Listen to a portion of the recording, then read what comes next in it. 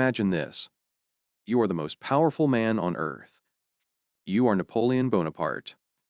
You are conquering Europe. Armies march at your command. Cannons roar in your name. An entire continent trembles. But your empire has a fatal weakness. Your soldiers are starving. Not because there is no food, but because the food rots before it reaches them. Meat goes bad in 3 days. Bread turns to stone. And scurvy kills more men than enemy bullets. War isn't just fought on battlefields. It's fought in stomachs. So in 1795, Napoleon makes a bold offer. 12 francs, a fortune, to anyone who can invent a way to preserve food for his armies. He expected a military solution. What he got was something far more powerful and far more dangerous. His name was Nicolas Appert. He wasn't a scientist. He wasn't a chef. He was a candy maker.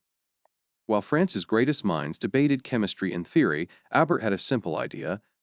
What if you put food in a container, seal it tight, and heat it? He filled glass jars with vegetables, with meat, with soups. He sealed them with cork and wax. Then he placed them in boiling water, and he waited. Weeks passed. Months passed. He didn't know why it worked. Germs hadn't been discovered yet. Louis Pasteur wouldn't prove their existence for decades. Appert just knew one thing. The food didn't rot. After 15 years of testing, he opened the jars. The vegetables were fresh. The meat was edible. It worked. In 1810, Napoleon handed him the prize. Appert became a hero. He published a book called The Art of Preserving. He thought he had won. But in reality, he had just opened Pandora's box. Across the English Channel, the British were watching. An inventor named Peter Durand read Appert's book and saw a problem. Glass breaks, especially on warships. Britain didn't need fragile jars. It needed something stronger. So Durand patented a new idea. The tin canister. Iron coated with tin. Unbreakable. Portable. Perfect for war. There was just one problem. The cans were almost impossible to open. They were thicker than modern tank armor. Soldiers had to use hammers and chisels. Some literally shot them open with rifles. The official instructions said, cut around the top with a hammer and chisel. Convenient? Not exactly, but durable? Absolutely. In 1824, canned food traveled to the Arctic on a British expedition. More than 100 years later, some of those cans were opened. The contents were technically edible, for dogs, for humans. That was another story. For nearly 50 years, people thought canning was magic. Food that lasted for years, food that survived oceans, food that won wars, but something was wrong. Families would eat from a can, and hours later, they were dead. Doctors began noticing terrifying symptoms: paralysis, double vision, choking, respiratory failure. Today, we know the name. Botulism, a bacteria called Clostridium botulinum. It thrives in oxygen-free environments, like a sealed can. The very invention designed to save lives had created the perfect environment for a silent killer. Appert and Durand didn't know about bacteria. They didn't know about spores that survive boiling water. Their process wasn't always hot enough. Sometimes they were preserving food, they were sealing death inside a metal coffin. And yet the canning industry exploded. Why? War. The American Civil War demanded rations. Then, World War I, millions of soldiers needed portable food.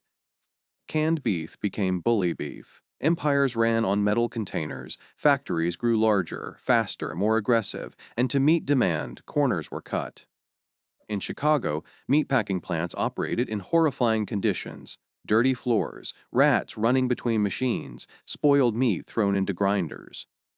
In 1906, Upton Sinclair published The Jungle. He exposed the truth: workers sweeping trash, even dead rats, off the floor and straight into processing machines. The public was disgusted. But they didn't stop buying canned food, because by then cans symbolized progress, modernity, convenience. By the 1950 seconds, canned food was everywhere. Spam, baked beans, canned soup. It was the golden age of convenience. But engineers were thinking ahead. What if food needed to last not for years, but for decades? During the Cold War, the U.S. government stockpiled millions of cans in underground fallout shelters, preparing for nuclear war. There was just one terrifying problem. Cans age, metal corrodes, pressure builds. Some early cans were sealed with lead solder. Over time, lead could leak into the food. Opening a 20-year-old can could become a biohazard event. Then, in the 1960 seconds, tragedy struck in the United Kingdom. 3 people from the same town died within days. The cause? A single can of corned beef. Investigators traced it back to a slaughterhouse in Argentina. The meat had been contaminated. That single event triggered sweeping reforms. Modern food safety agencies strengthened regulations. Inspection standards became stricter. Temperature controls improved. The can that once killed people, ironically, helped create the food safety systems we rely on today. For a while, cans became unfashionable, seen as cheap, old-fashioned. Plastic and glass took over, but in the last decade, something unexpected happened. Cans made a comeback. Craft breweries switched from bottles to aluminum cans. Chefs began preserving artisan soups. Why? Because cans block light completely, they block oxygen. They keep food and drinks fresher, longer. And aluminum? It's infinitely recyclable. Think about that. Nicolas Appert was just trying to feed Napoleon's army. He didn't know about germs. He didn't know about botulism. His simple idea, sealing food in a container and heating it, killed thousands before humanity understood the science. But today, that same idea feeds millions. Every time you open a can of soup on a cold night, you're using a technology that won wars, survived industrial corruption, endured nuclear fear, and evolved through 2 centuries F trial and error.